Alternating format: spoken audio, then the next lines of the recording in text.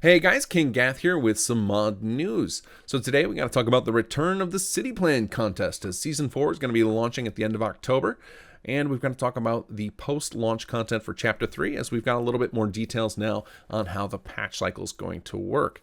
And speaking of patches, patch 3.0.2 will be dropping tomorrow, so keep an eye out for another video going over the highlights of that patch. Now, before we get into our mod news, of course, we got to thank our patrons. You guys are the best, and you ensure that our dev team doesn't have to dig into their pockets to cover expenses for creating the mod or maintaining the community stuff. We've got quite a lot of monthly expenses now for hosting all the web tools that we have and the forums, wiki, etc.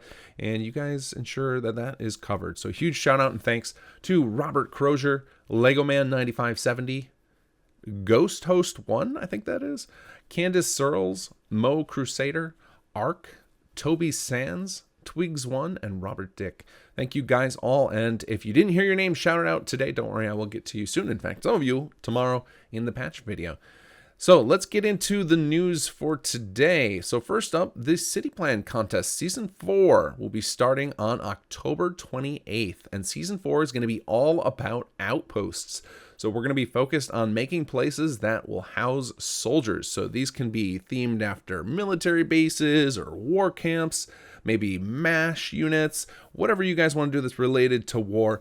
But the design focus is going to be on places that house soldiers, because we've got all these new mechanics with Chapter 3. Players are looking for places to house their soldiers, and we need your guys' design expertise. Speaking of design expertise, if you have never joined a City Plan contest and you like to design settlements, this is going to be a great time to get into it. And I thought I would go over the City Plan contest and how it works for people who are not familiar with it. Those of you guys who are old hands, you guys know the routine. For the most part, things aren't changing other than we're going to be focused on outposts. And we have a new prize structure, which we introduced during the post Season 3 contest. So you guys are already familiar with all that. But those of you guys who are new, let's talk about City Plan Contest a little bit. So City Plan Contest is something we do every month. On the 28th of the month, we make an announcement of a settlement or a few settlements you can choose between, and you go design a settlement within the bounds of our rules. So usually the rules will be things like it has to be items that are available in the base game or SS2, etc. We have some rules about what items you can use, and some things like stick within a certain build limit, so we'll have rules along those lines. So we give you some rules, you build a cool settlement within those rules, then you follow some steps, and I have a video below showing you how to convert your settlement into a city plan, and it involves using some export tools that are built into Workshop Framework and doing something we call regression, which is basically taking your design and scrapping some items to create a new level, and you can do that all relatively quickly, and then you create a mod file, and that is done with a web tool we have. You don't actually need to create any mod files manually. It can be all done through a web interface, so it's very simple to do. I'm confident anybody who can design a settlement can turn it into a city plan. Then once you've uploaded that to Nexus for other people to check out, you're entered into the contest. And everybody who enters, starting with Season 4, will get a prize. So just by having a valid entry, we're going to give away some Nexus points. And if you've never messed with Nexus points, they basically let you turn them into free video games, or you can use the points to donate to charities, or what a lot of people like to use it for is Nexus Premium. And Nexus Premium lets you get super high download speeds on Nexus, and you get access to Nexus collections, which are a great way to download a whole bunch of mods at once with just one click. So we give away that to everybody, and then for the top 3, we give away a bunch more Nexus points, we give away some settlements merchandise, and the winner every month we give a Steam gift card, which I'm strongly considering upping the amount we give for the Steam gift card because games are getting more expensive. So we'll announce the specifics of the prizes and the rules of the contest on the 28th of October, but I just wanted to get this on your guys' calendar. You'll have 30 days to build, and you upload your design as quickly as you want, or you can take the full 30 days. And then we'll judge them the following month, and we'll put up little tour videos. I'm sure you've seen those on my channel, so that the audience can vote on what their favorite is, and then that will be the winner that gets the Steam gift card. So watch out for October 28th. I'll post on that news video. We'll announce the settlements, and by then you'll be able to read the specifics of the rules that we're doing for Season 4.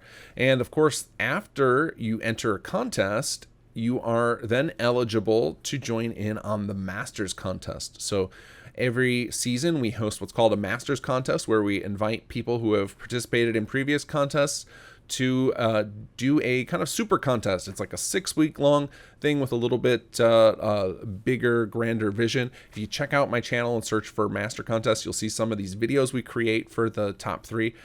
We kind of go all out on that contest. So huge cash prizes.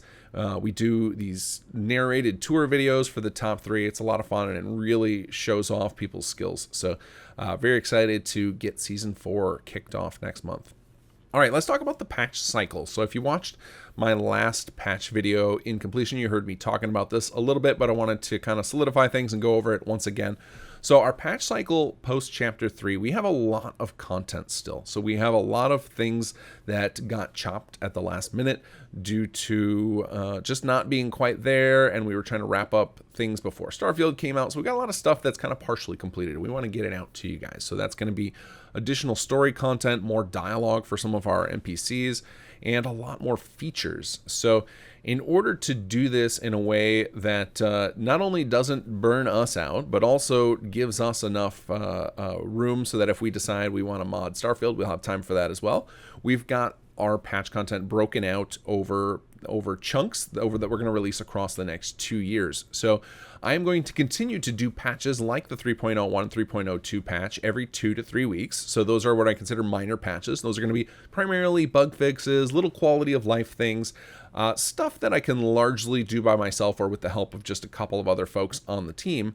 And then every 2 to 3 months, we will replace one of those minor patches with a major patch, and that's going to have major new features or new story content or filling in some gaps for things that we're missing. Maybe, for example, one of the things that is definitely coming in one of those major patches is throughout Chapter 3, for those of you guys who have played through it, I'll try not to speak any spoilers for those who are still working on it, you'll have been offered various things. So different factions will have said they're going to give you something, and then there's only one, I want to say there's no, but there is one case where you get it.